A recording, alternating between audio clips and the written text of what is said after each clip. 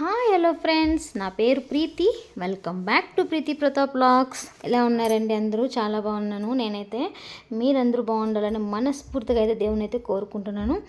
ఈరోజు మా ఇంట్లో పచ్చి కందికాయల గింజలతో అయితే పులుసు అయితే చేయబోతున్నానండి. ఈ కూర మటన్కి ఏ మాత్రం అయితే తీసిపోదు. ఇప్పుడు ఇదైతే సీజన్ కదా, సో ఈ సీజన్లో ఈ కూర చేసుకొని తింటే మాత్రం చాలా టేస్ట్గా ఉంటుందండి.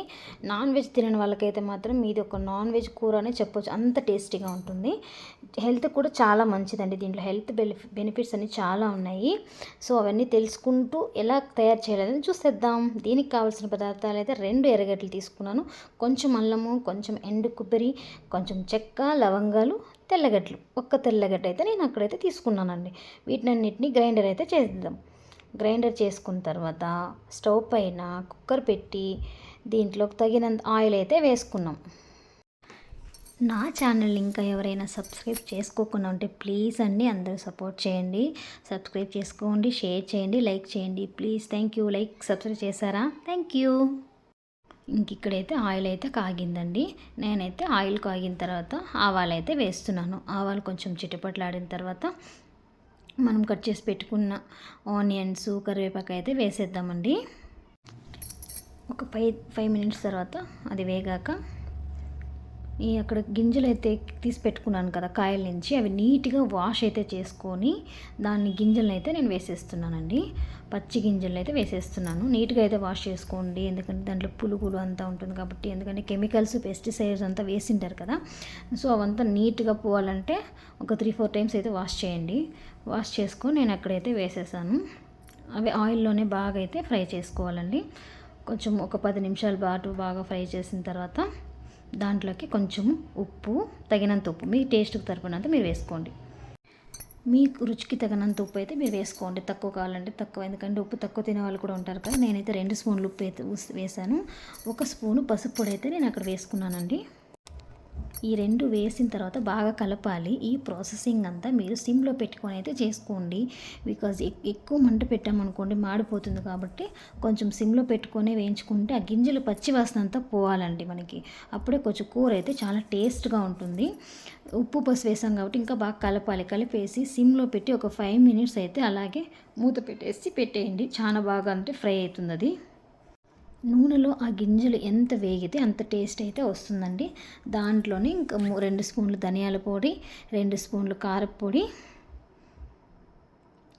వేసి బాగా అయితే కలపాలి. ఇంకా కారం కూడా మీరు చూసుకొని వేసుకోండి. నేనైతే 2 స్పూన్లు వేసాను, మీకు ఎంత కావాలో అంత అయితే వేసుకోండి. నేనైతే 2 స్పూన్లు కారపొడి వేసి బాగా కలిపి అట్లా సిమ్లోనే పెట్టుకొని కలపాలండి. ఎందుకంటే మసాలా వేసిన తర్వాత అవంతా కొంచెం మాడిపోతాయి కాబట్టి వాటర్ అయితే ఇప్పుడు కొద్దిగా వేయకూడదు. సో దానికి సిమ్లో పెట్టుకొని అయితే వేసుకుంటే మసాలా అనేది మాడిపోదు, కొంచెం బాగుంటుంది, ఫ్రై కూడా బాగా అవుతుంది. కాబట్టి ఇంకక్కడ పేస్ట్ చేసి పెట్టుకున్నాం కదా, ఆ పేస్ట్ అయితే నేను అక్కడ వేసేస్తున్నాను. ఆ పేస్ట్ వేసిన తర్వాతనే కొంచెం ఒక 5 మినిట్స్ సిమ్లో పెట్టేసి నిదానంగా అయితే కలుపుతూ ఫ్రై చేయాలండి. ఆ పేస్టు పచ్చి వాసన అంతా పోవాలి బాగా. సో దానికోసం కొంచెము ఒక 5-10 మినిట్స్ అయితే పడుతుంది ఆ స్మెల్ పోవడానికి. నిదానంగా ఫ్రై చేసుకుంటూ సిమ్లోనే పెట్టుకొని ఈ ప్రాసెసింగ్ అంతా చేసుకోండి. ఛానల్ ఇంకా ఎవరైతే సబ్స్క్రైబ్ చేయలేదో ప్లీజ్ సబ్స్క్రైబ్ అయితే చేయండి. చేశారా? Okay, thank you. ఇలాగే బాగా అయితే కలపాలండి కర్రీని. మసాలా అంతా ఆ గిన్నెలకైతే బాగా పట్టాలి, సో బాగా కలపాలి. ఇలా బాగా కలిపాకైతే ఒక 5 మినిట్స్ అయితే దీన్ని సిమ్లో పెట్టుకొని అలాగైతే ఉంచేస్తానండి. దీనివల్ల అయితే చాలా బెనిఫిట్స్ అయితే ఉన్నాయండి హెల్త్కి. నిజంగా చాలా అంటే చాలా మంచిది హెల్త్కి. స్పెషల్గా హార్ట్ పేషెంట్కి అయితే ఈ కంది గింజల కూర చాలా మంచిదండి. రక్త ప్రసరణ సక్రమంగా జరుగుతుంది ఈ కంది గింజల వల్ల. తర్వాత దీంట్లో ఉండే ఖనిజాలు, విటమిన్స్, అలాగే యాంటీ ఆక్సిడెంట్స్ చాలా అయితే ఉంటాయండి ఈ కంది గింజల్లో. ఈ గింజలతో అయితే ఇంకా పప్పు చేస్తారు. మా సైడ్ అయితే కర్ణాటకలో అయితే బస్సార్ అంట, ఇంకా ఏమో చాలా పేర్లు అయితే ఉన్నాయండి, చాలా బాగా చేస్తారు. సో దీన్ని బెనిఫిట్స్ ఉన్న ఈ కూరని మీరు ఎందుకంటే ట్రై చేయకూడదు? ట్రై చేసి మీ ఫ్యామిలీ మెంబర్కి అందరికీ పెట్టండి. చాలా టేస్ట్గా అయితే వస్తుందండి. ఎలా వచ్చిందనే టేస్ట్ మాత్రం నాకు మర్చిపోకుండా కమెంట్ సెక్షన్లో కమెంట్ అయితే చేయండి. ఇంకా సరిపడా నీళ్ళంతా వేసేసి బాగా ఫ్రై అయింది. సో సిమ్లో పెట్టి ఫ్రై చేసాం కాబట్టి బాగా ఫ్రై అయింది.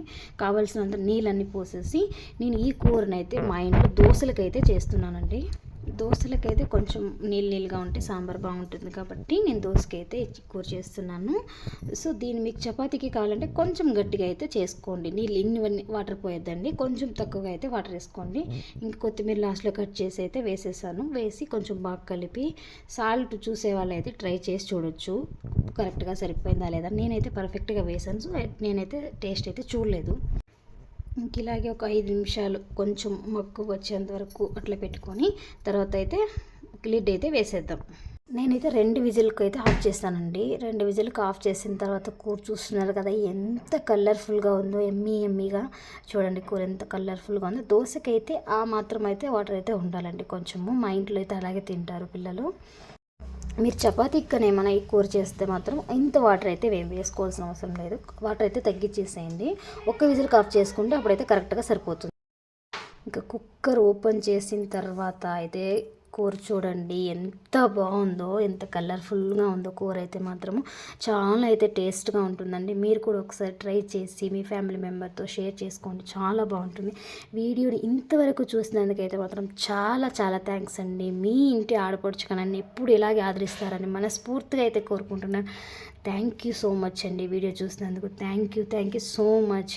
నన్ను ఇలాగే సపోర్ట్ చేస్తుండే. నెక్స్ట్ వీడియోలో అయితే ఇంకొక మంచి వంటతో కలుస్తాను. Bye, take care.